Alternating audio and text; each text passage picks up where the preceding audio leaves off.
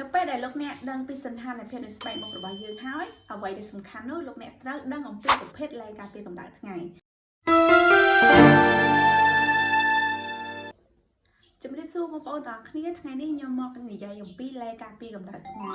តិចនិចក្នុងការជ្រើសរើសឡេការពារកម្ដៅថ្ងៃឲ្យបានត្រឹមត្រូវសម្រាប់ស្បែកមុខរបស់លោកអ្នកជាទូទៅស្ថានភាពនៃស្បែកមុខគេបែងចែកជា4ទី1គឺសំដៅលើស្បែកមុខដែលគាត់មានប្រេងចាស់ហើយនឹងខ្លាញ់ទី2គឺសំដៅលើស្បែកមុខដែលគាត់មានសភាពស្ងួតកាលណាស្ងួតគឺងាយនឹងឡើងអាចរុយចាទី3នោះគឺសំដៅទៅលើស្បែកមុខធម្មតា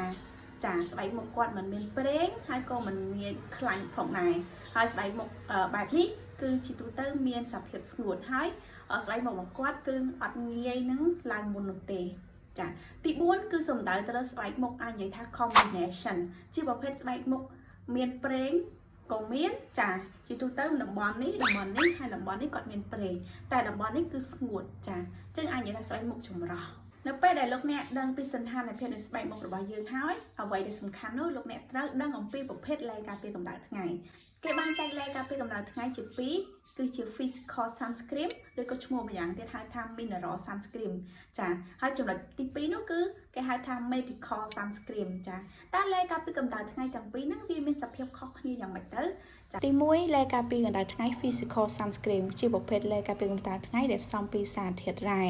ដែលផ្សំចេញពីសារធាតុស័ង្កសីអុកសាយហើយនិង titanium dioxide សារធាតុនេះវាជួយទប់ស្កាត់កាំរស្មី UV ពីពន្លឺព្រះអាទិត្យមិនឲ្យជ្រាបចូលទៅស្រទាប់ស្បែកហើយជះកាំរស្មី UV ពីព្រះអាទិត្យត្រឡប់ទៅវិញការពារទាំង UVA ហើយនិង UVB ឡេការពារកម្ដៅថ្ងៃប្រភេទនេះក៏វាមានគុណវិបត្តិរបស់វាដែរគឺវាមានសភាពរាងក្រាស់ស្អិតហើយពិបាកលាបចូលក្នុងស្បែករបស់យើងសម្រាប់ medical sunscreen គឺផ្សំពីសារធាតុគីមីដែលមានសារធាតុផ្សំដូចជា homosalate, T-salate, avobenzone ឬក៏ oxybenzone សារធាតុផ្សំនៅក្នុងឡេការពារកម្ដៅថ្ងៃបែបនេះវាមិនអាចការពារស្បែករបស់យើងដែលបំផ្លាញពីពន្លឺកាំរស្មីព្រះអាទិត្យបានទេហើយវាក៏មិនជះកាំរស្មីទៅព្រះអាទិត្យវិញដែរនេះជាមូលហេតុបើទោះបីជាអ្នកលាបឡេការពារកម្ដៅថ្ងៃច្រើនប៉ុណ្ណាក៏ដោយក៏មិនអាចការពារនឹងភាពរលាកនៃស្បែករបស់យើងបានដែរនិយាយឲ្យចំទៅភាពខុសគ្នារវាងឡេការពារកម្ដៅថ្ងៃប្រភេទនេះឡេការពារកម្ដៅថ្ងៃដែលផ្សំពីសារធាតុរ៉ែវាជួយ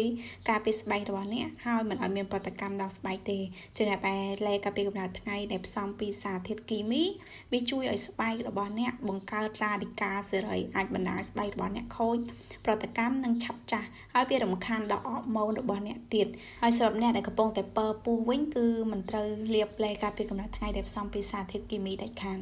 នៅពេលដែលលោកអ្នកបានស្ដាប់ជាមួយនឹងវីដេអូរបស់នាងខ្ញុំបានចប់ហើយលោកអ្នកប្រកាសជាអាចជ្រើសរើសជាមួយនឹងប្រភេទឡេការពារកម្ដៅថ្ងៃប្រភេទណាហើយនឹងគុណភាពបែបម៉េចឲ្យស័ក្តិសមជាមួយនឹងស្បែកមុខរបស់លោកអ្នកទើបលោកអ្នកប្រើទៅចាយចំណាយទៅគឺមិនខុសគោលដៅនៅលើទីផ្សារសម្បូរឡេការពារកម្ដៅថ្ងៃមែនតែនតែបើសិនជាលោកអ្នកចង់សាកល្បងឡេការពារកម្ដៅថ្ងៃដែលស័ក្តិសមសម្រាប់ស្បែកមុខហើយមានការគាំទ្រនិងមានលក់នៅលើទីផ្សារប្រទេសកម្ពុជាយូរឆ្នាំមែនតែនហើយលោកអ្នកអាចសាកល្បងជាមួយនឹងឡេការពារកម្ដៅថ្ងៃអាតូមីបានមានពីរពណ៌ពណ៌សហើយនិងពណ៌សាច់ដែលជាពពួកឡេការពារកម្ដៅថ្ងៃ physical sunscreen ចាដែលសំពីសារធាតុរ៉ែហើយការឡេការពារកម្ដៅថ្ងៃមួយប្រភេទនេះក៏មានជាពពួកសេរ៉ូមការពារកម្ដៅថ្ងៃផងដែរចាលោកអ្នកអាចជឿទុកចិត្តជាមួយនឹង brand Atomy បានខ្ញុំធ្វើការចែកចាយយូរឆ្នាំមកហើយអរគុណច្រើន